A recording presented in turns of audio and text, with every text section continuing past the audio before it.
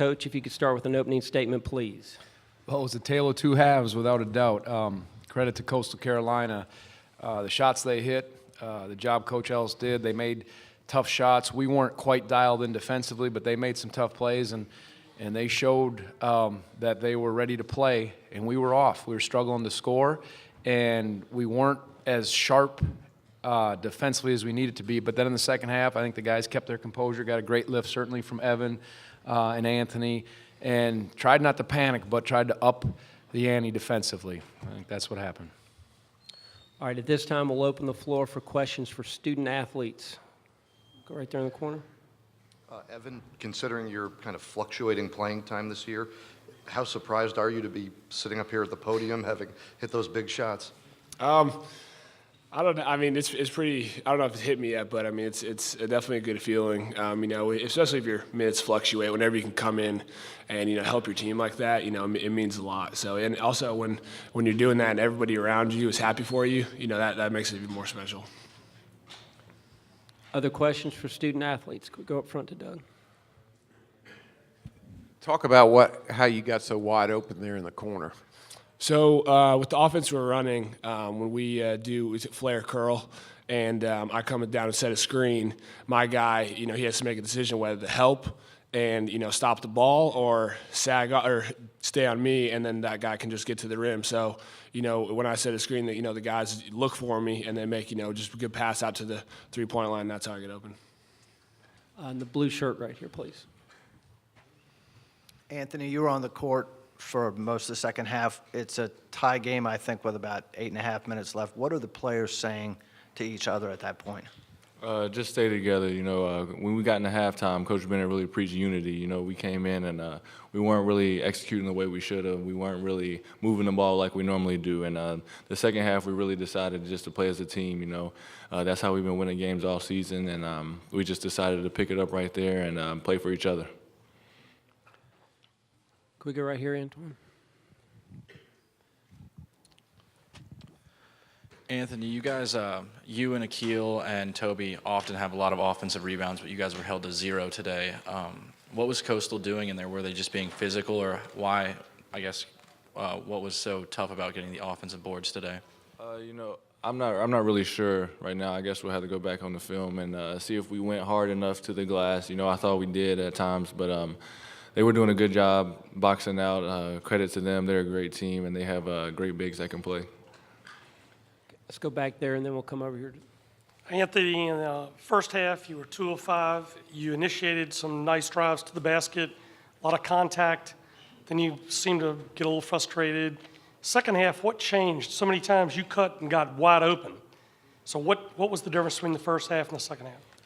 My teammates, they trust me, and they look for me whenever I am posting up, and I appreciate that a lot. And I'm not sure. I guess I was just cutting harder in the second half because in the first half we really weren't getting the offense that we really wanted to. Go in the corner there, and then we'll get Doug. Anthony, with them putting a scare into you, your fans are freaking out. People on Twitter are freaking out. When you're on the court, can you focus on executing, or does your mind ever wander to, oh, my God, we're going to be the one that loses to a 16? I think we just stayed focused throughout the whole game. We knew that we were going to pick it up, and we had to pick it up, and that's what we did. And I don't think – of course, your mind can wander, but you just try to stay as focused as you can and just execute what you've been practicing all year. With Doug in the middle. Yeah, that's Doug Dowdy again for Evan. Did the 116 thing ever pop into your mind during the 2 hours you're out there on the court? And what was it like seeing Duke go down earlier in the day? I think, first seeing Duke going down, it just kind of reiterates the fact that, this tournament anyone can win, and, the margin of error is so slim. But on the court, I don't think someone asked me, they said, when you're sitting on the bench the first 5 minutes, did you ever think, we could lose this game? And I responded, I said, if you're sitting on the bench and you're thinking that your team could lose the game, like, you shouldn't be on the team, because, the goal is to win the game. So you're there sitting, we're going to win the game. So. Any other questions for the student athletes? Can we go back there, Anton? Anthony, I know you knew you were going to play against Derek Smith, but just for you two to be going against each other in a tournament game after leaving the place you were together as teammates, what was that like tonight? At first, it was a little weird, going against my old teammate, and that was my point guard at my old school. But it was fun in a way, just to be out there on the court with him again, and just it feels good to come out with a win. But yeah, it was great. It was a great time playing with him. But I'm happy here too. Any other questions? All right, gentlemen, thank you very much. You're excused. Congratulations.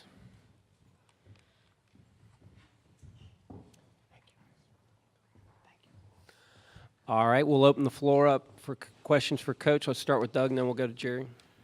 Tony, I don't know whether you spent an unusual amount of time in the locker room, but you were later than Coastal coming out. What kind of message did you try to pass along? Halftime, right? You're talking about. There was a little. I said it in the post game. There was some bickering going on. You could feel the guys. Come on, what's wrong? We shouldn't be in this spot. And I just told them. I said, you guys have been so unified. What Anthony referred to all year. And that's a strength of yours. You're an unselfish team. When you've played your best ball, you're unified. Now you're going to start fracturing. I said, you have to come together in a way that you haven't all year because of what's at stake. And I said, it's interesting hearing Evan. I said, they're capable of beating you. I said, stop being afraid. If you lose, you lose. I said, play. I said, play as hard as you can defensively. I said, you have to lay everything you've got defensively and let it come offensively. And I said, take the shots that are there. Stop trying to do it by yourself offensively, but you're going to win it with your defense. And I repeated that a few times and just kept talking about those things because, look, Vic, you asked me the question here, can a 16 beat a 1? Yeah, of course they can. It'll probably happen. We were going to maybe be the poster child for that if we didn't pick it up, but it's college basketball. Our game's a 40-minute game, and it's, you just watch. You mentioned some of those games. You mentioned some of the 1 seeds. There isn't a big separation, and I know that sounds like coach speak, but it's not. There's too many good players. You have to play, and I don't know if our guys felt it or not. We didn't play quite like we were capable, but in the second half they did play. Antoine up front with Jerry here. Tony, Coach Ellis said that in the second half you guys simply wouldn't let them do what they wanted to do offensively. Can you talk about specifically what you did to shut them down? Oh, it wasn't. Our system's our system defensively, and it was just an idea of trying to be tenacious. Having a mindset of being so tough and sound and say, make them make plays over the top, contested shots. Some of the shots they hit were tough early, but then we had a few uncharacteristic breakdowns and just said, are you going to have an iron will? Are you going to outlast them, or are they going to outlast you? And that will determine who will win the game. And, you saw some of those bounces or some of those passes just kind of ricochet off, and you said, boy, is this not our night? Sometimes that does creep into your head if you're honest.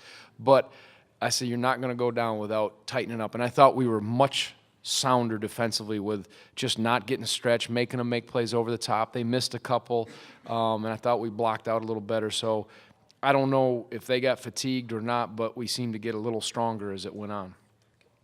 Can we get a mic to Viv in the middle there?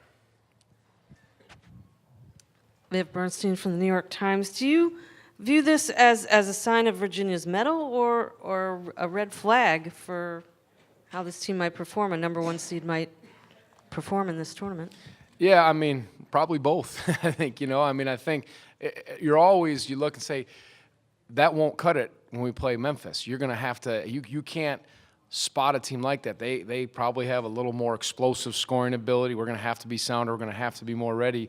But I think, but they also showed some mettle. And that's why, that was the message before, too. Your game's a 40-minute game. Just keep playing. I told them in practice, I said, if they happen to separate from you a little bit, I said, don't panic, keep playing. I said, or if you separate from them, you just got to keep battling. So, we didn't get in that spot too many times this year, but they've always had something where they've stayed together and kept playing, and at least we came upon the right way for us in that second half, and know we'll have to do it for the majority of the game or most all possessions against Memphis. Let's go over here, and then we'll get you. Tony, for a guy like Evan who doesn't get consistent minutes, do you have to keep his confidence up during the season, or is he the kind of kid that is ready when he's called on? Yeah, he's got great character. He's been real aggressive, and I think it's helped him when we've gone against and we put guys on the green machine, we call it, kind of to run some of the scout team stuff. I try to get him some reps with us, but I think it's been good for him because he's really been able to just be aggressive, and he's been hard for us to stop. And so I think he knows that's going to keep him in better shape, keep him sharper, and he showed that. We needed that. I mean, his buckets were huge, and for him to step up and do that in that setting without playing that much speaks volumes of him. But, you always worry about that. That's the hardest thing to me as a coach is all these guys desperately want to play, and they work so hard, but you can't play them all. We've shortened our rotation, but it's the greatest lesson in saying stay ready because in this setting, he was a guy that helped us get to this next round. Antoine, can we go in the white shirt here? Yeah, just with Evan. He didn't play in that game against Duke on Sunday. What kind of made you, put him back into the rotation for this game? Did you see something specifically that made you think he could contribute? Well, we thought he could stretch him. And, they at times went, their number 23, Badu Dang, I think that's how you pronounce it, was hard for us to guard. And he was mobile, and he almost played like a mobile 4, and we thought he's not posting up that much. He's kind of playing more out on the perimeter, so maybe Evan can play him that way, and then we can get, some bang offensively by stretching it. Because the question that was asked to Evan, when you come off of a screen from Evan, if Joe's coming off, they've got to decide, am I going to stay? And our other bigs don't screen and separate out to the corner or the 3 like that, or in a ball screen. Most of our guys will roll to the the rim, or they're kind of in there, but he causes you kind of more as a stretch 4. And we've played him mostly as a perimeter guy, as a 3, but in this game we said, let's match him up. Coach McKay said, I think we can use him as a 4. He had the scout and did a good job, and he said, I think he'll be okay defensively, and I think he'll give us some potency offensively and then space the floor a little bit. And that's why I think Anthony got some of those shots, and Joe, they were in between places. Justin in the front row, and Antoine, we're going to go way in the back next. You mentioned the sort of the bickering and not wanting to see them come apart. Yeah. How early did you see that? And were you panicked a little that, oh man, after all this, they're going to come unglued? I think as a coach, you always know it's a fine line. And I just thought we were uncharacteristic how we were playing. I can live with if a team plays great and beats us, but you don't want to go out. If you've come this far and played the kind of ball that you're capable of, you don't want to go out not playing that way. And, that was the only thing that concerned me, how we just were a little impatient. I just didn't feel like we had quite the tenacity that was needed. So that was what was bothering me. And I don't know if they thought it would come easy than it did, or if they were a little nervous. I'm not sure. I really am not. I don't know what goes on inside of their minds, but I knew we needed to settle ourselves, become more composed, but more tenacious in the same way. You really needed to do both. You needed to do it offensively, but defensively you had to come up with that soundness and toughness that they showed. And you wouldn't want to end your season like that, especially as how they've played and what they've done up to this point. Okay, we're going to go all the way in the back. Tony, in talking with some of the guys in the locker room, they said that your demeanor and your even keelness basically calms them down throughout the course of games. How difficult was it for you today, especially in that first half, to not get too high or too low, to make sure your guys stayed calm? Well, you got to keep playing. I think there's times you gotta get after them and you gotta arouse them, and we tried to do that. But I thought you got to feel that situation. There's times you have to say a lot of possessions. You got to stay steady. You can't panic, and I think our guys played best for them that way. Again, having that balance of that fire in their belly, but you need composure because it's such a long game. There's so many stops now, and the length of the stops are longer, and you get started, and then all of a sudden, there's 2.5 minutes where you're sitting out. And I think some of the guys were frustrated. They slipped on the floor a couple times. Ball goes out. I think there's some uncharacteristic things happen, and I thought that got us a little uneasy. So I felt like they needed a little more steadiness at certain times. And my assistants, they tell me stuff too. Hey, just calm them down, or they say jump them. So I trust them, and they were a great guide for me that way too. Okay, we're going to go over here, and I'm afraid this will be the last question. Coach, starting in the second half, you inserted Anthony Gill in the lineup. Right. And then there was a spell sort of midway through the half where both Akil and Joe were on the bench, and the team was scoring pretty fluidly. Talk about sort of juggling your lineup to help both ends. Yeah, I think desperate times call for desperate measures. I mean, and I think that's been a strength of ours all year. Different guys have stepped up. This time it was Evan, but we do have some versatility that way, and we needed to score some points, and the guys were holding their own defensively. So, and guys needed a little bit of rest. We had some foul trouble with Akil, and I played Anthony and London a lot of minutes in that second half, but with the longer breaks, it was time for that. But yeah, that's what I think makes us different than in years past, to have the versatility and the depth to do that. I'm sorry, gentlemen, but our time's up with Coach Bennett. Coach, thank you very much and congratulations. Thank you.